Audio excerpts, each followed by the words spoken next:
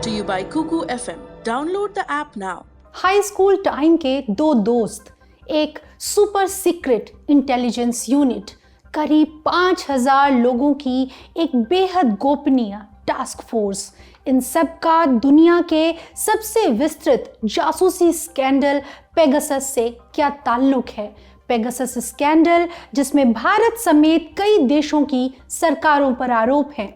इसी पेगासस से जुड़ी एक आधिकारिक पुष्टि फ्रांस के खुफिया विभाग ने की है। ये पहली मर्तबा है जब किसी देश की खुफिया एजेंसी ने अंतर्राष्ट्रीय मीडिया संगठनों द्वारा दी गई रिपोर्ट द पेगासस प्रोजेक्ट के दावों का समर्थन किया है। क्या है ये पूरा मामला, विस्तार से बताते हैं। नमस्ते, मेरा नाम है स्वाति और आप देख रहे हैं अंतर्राष्ट्रीय प्रसंगों से जुड़ा हमारा कार्यक्रम दुनियादारी। ये बिफोर इजराइल दौर की बात है। 1930 का दशक था। तब इजराइल का अस्तित्व नहीं था, उसकी जगह था समूचा फिलिस्तीन जिस पर कंट्रोल था ब्रिटेन का। इस दौर तक आते आते इजराइल के गठन की कोशिशें तेज हो गई थीं। यहूदियों और अरबों के बीच हिंसा होती रहती थी। इसी दौर में यहूदियों ने एक संगठन बनाया, नाम रखा शिन मेम 2। इस संगठन का काम था अरबों की जासूसी करना। वो यहूदियों के खिलाफ किस तरह की कार्रवाई प्लान कर रहे हैं ये पता लगाना। इसके लिए शिन मेम 2 के लोग अरबों के फोन लाइंस में बगिंग करते और चुपके से उनकी बातें सुनते। मई 1948 में इजराइल का गठन हुआ। इजराइल के सामने अब अपना अस्तित्व बचा कर रखने की चुनौती थी। वो चारों तरफ दुश्मनों से घिरा था। ऐसे में सर्वाइवल के लिए इजराइल का सबसे बड़ा सहारा था एक ताकतवर सेना जो युद्ध में इजराइल को जीत दिलाए। मगर सेना से भी ज्यादा बड़ी भूमिका थी इंटेलिजेंस सर्विसेज की, जो दुश्मन की हर गतिविधि, हर प्लानिंग का पहले से ही पता लगाकर अपना डिफेंस तैयार कर सकें। इसके लिए इजराइल का सबसे बड़ा औजार था यूनिट 515 यानी यूनिट 515। क्या था यूनिट 515? ये IDF यानी इजराइल डिफेंस फोर्सेस की मुख्य मिलिट्री इंटेलिजेंस बॉडी थी। इसे समझिए इजराइल की पूरी खुफिया व्यवस्था का बैकबोन, रीढ़ की हड्डी। इनका काम था दुश्मन के बारे में पूरी मालूमात करना, दुश्मन के अंदर खानों की बातचीत सुनना, उनके फ़ोन कॉल्स में सेंधमारी करना, प्रोटेक्टेड दूरसंचार माध्यमों से प्रेषित कोड्स को क्रैक करना वगैरह वगैरह।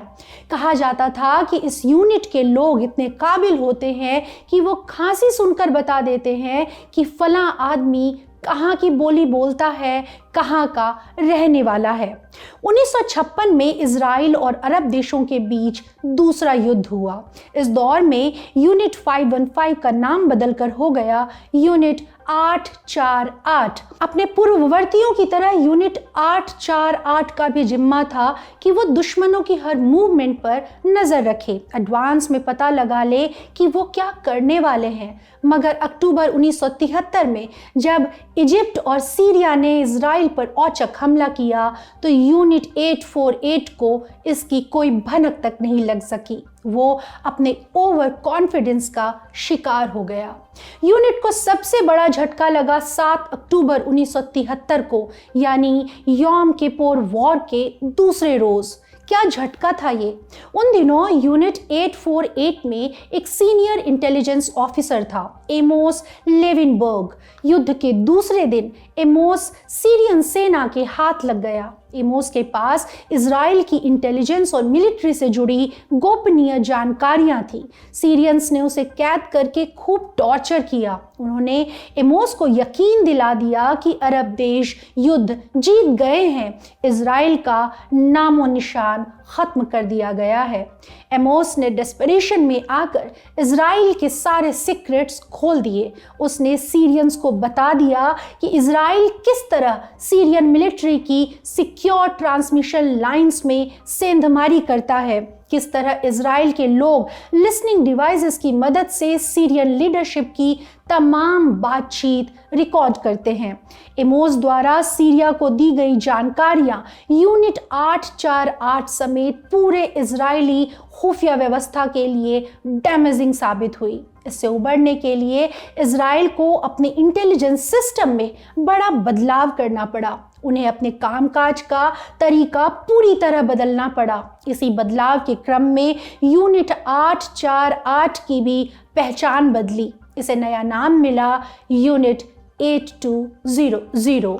क्या है इस नाम की कहानी? कहते हैं कि यूनिट को नाम मिला है इसके सीक्रेट पोस्ट बॉक्स पर लिखी संख्या से। ये बॉक्सेस कुछ सीक्रेट लोकेशंस पर लगे हुए हैं। यूनिट के लोग इन्हीं लोकेशन से ऑपरेट करते हैं। ये वो सैनिक हैं जिन्होंने कभी किसी की बंदूक का सामना नहीं किया, किसी कॉम्बैट ऑपरेशन में हिस्सा नहीं लिया, बस पावरफुल कंप्यूटर्स और हेडफोन्स से लैस होकर ये इजराइल की डिफेंस लाइंस संभालते हैं। इनका काम है साइबर सिक्योरिटी क्रैक करने के लिए लेटेस्ट तकनीक इजाद करना, जानकारियां हासिल करने के ऐसे हाईटेक तरीके खोजना कि कोई भी संचार व्यवस्था, कोई भी कम्युनिकेशंस तकनीक भेदी जा सके।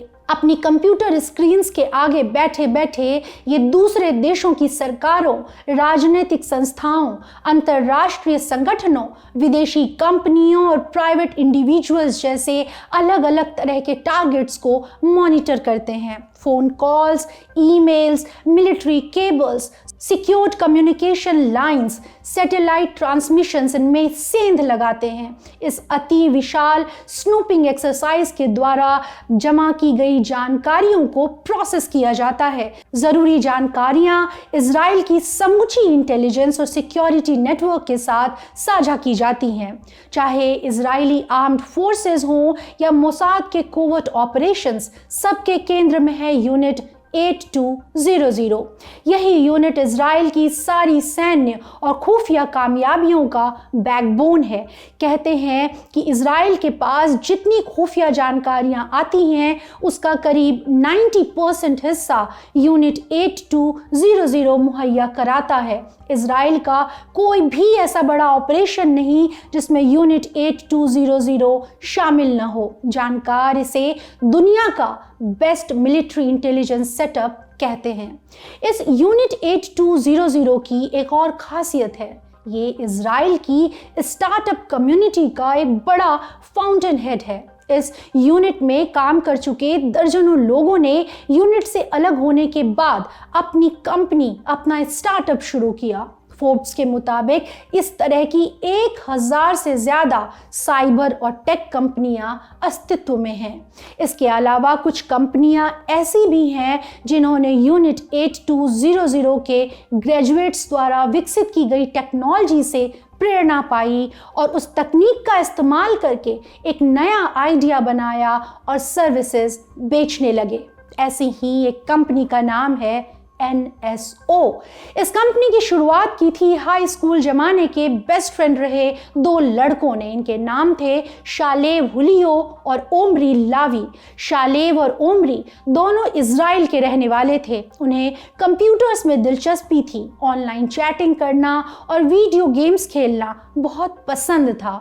इन दोनों ने साथ मिलकर बिजनेस की कोशिश की, मगर शुरुआती आइडियाज फेल हो गए। फिर इन दोनों का ध्यान गया मोबाइल फोन्स की तरफ। अपराधी मोबाइल्स के जरिए लॉ एनफोर्समेंट एजेंसियों को छकाना सीख रहे थे। ये मोबाइल्स के स्मार्टफोन्स के आगाज का शुरुआती दौर था। ऐसे में शालेव हुलियो को आइडिया आया कि अगर ऐसा सॉफ्टवेयर बनाया जाए जिसकी मदद से एजेंसियां किसी भी मोबाइल पर कंट्रोल कर सके तो ये गेम चेंजर साबित हो सकता है। इसी आइडिया के तहत शालेव और ओमरी की कंपनी NSO ने एक सिस्टम विकसित किया। इसके इस्तेमाल से सेलफोन फर्म्स दूर बैठकर ग्राहकों के डिवाइस की मेंटेनेंस देख सकती थी। रिमोट एक्सेस के सहारे ग्राहक के मोबाइल का मेंटेनेंस संभाल सकती थी। आपने टीम व्यूअर या एनीडेस्क इस्तेमाल किया है कभी?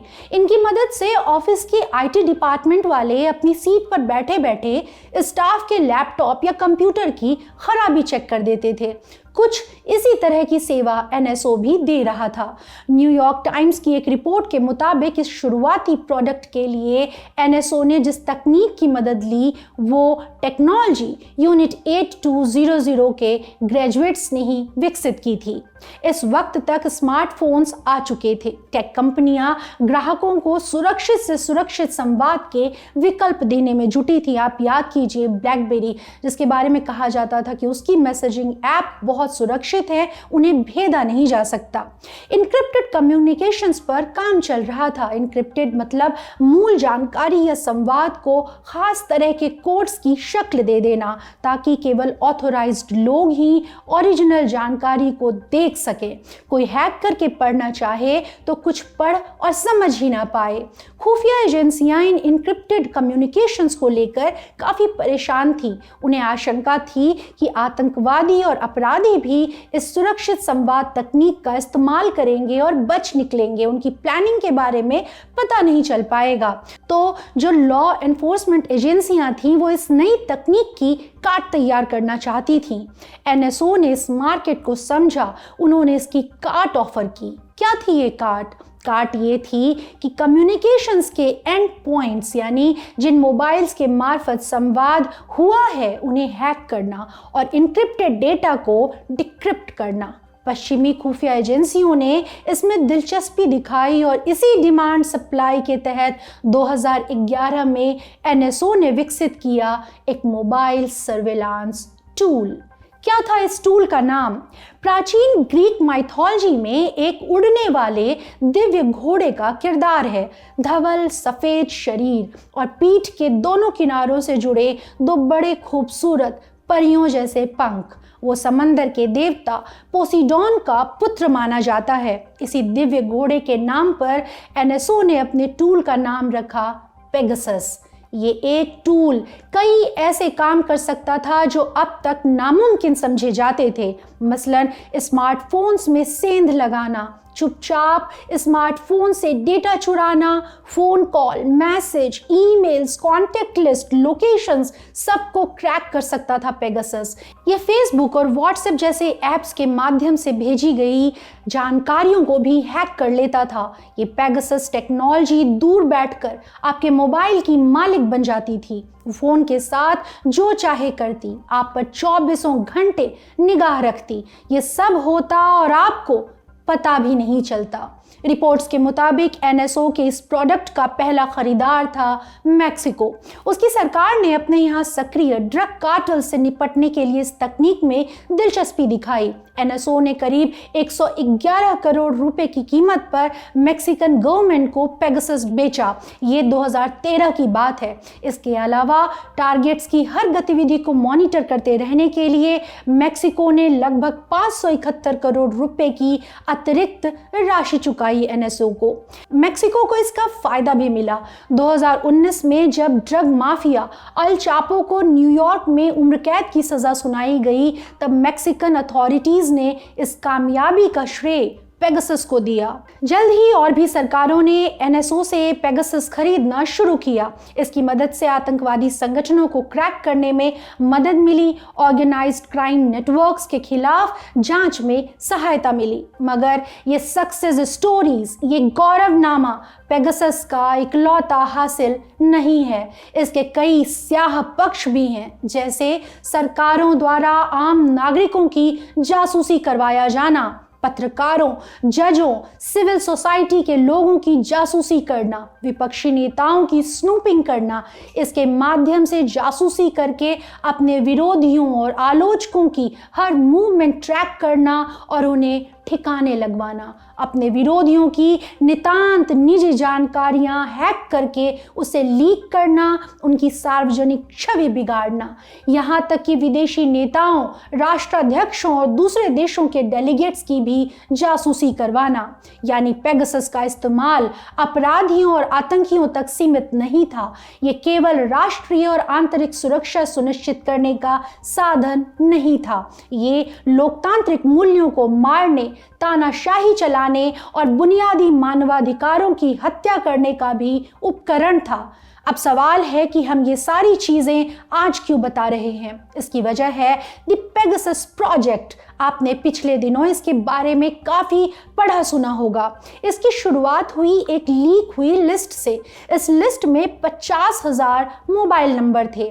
फॉरबिडन स्टोरीज नाम के पेरिस स्थित एक एनजीओ और एमनेस्टी इंटरनेशनल को ये लिस्ट मिली। माना जा रहा है कि ये लिस्ट इजरायली फर्म एनएसओ के क्लाइंट्स ने तैयार कराई, वो क्लाइंट्स जिन्हें एनएसओ ने पेगासस बेचा था।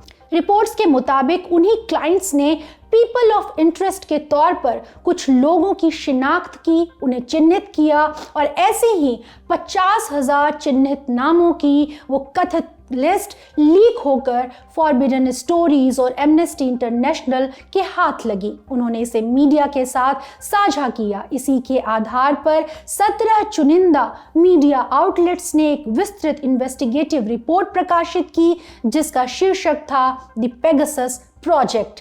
एनएसओ का दावा है कि वो केवल सरकारों को ही पेगासस बेचता है। इसका मतलब वो कथित लिस्ट भी पेगासस खरीदने वाली सरकारों द्वारा तैयार करवाए जाने का अंदेशा है। मगर इस पेगासस प्रोजेक्ट के खुलासे पर इजराइल और एनएसओ समेत ज्यादातर आरोपी सरकारों का बर्ताव खारिज करने वाला था। जिन पर आरोप थे उनमें से ज्यादातर आरोपों को नकारते दिखे। लेकिन अब एक देश से आरोपों पर मुहर लगने की खबर आई है। ये देश है फ्रांस। पेगासस प्रोजेक्ट की लीक हुई लिस्ट में फ्रेंच राष्ट्रपति इमैनुअल मैक्रों समेत 14 फ्रेंच मंत्रियों का नाम था। इसके अलावा इस सूची में कुछ फ्रेंच पत्रकारों के भी नाम शामिल थे। इस प्रकरण पर फ्रांस में कई जांचें बिठाई गईं। बीते रोज इसी जांच से जुड़ा एक बड़ा अपडेट आया।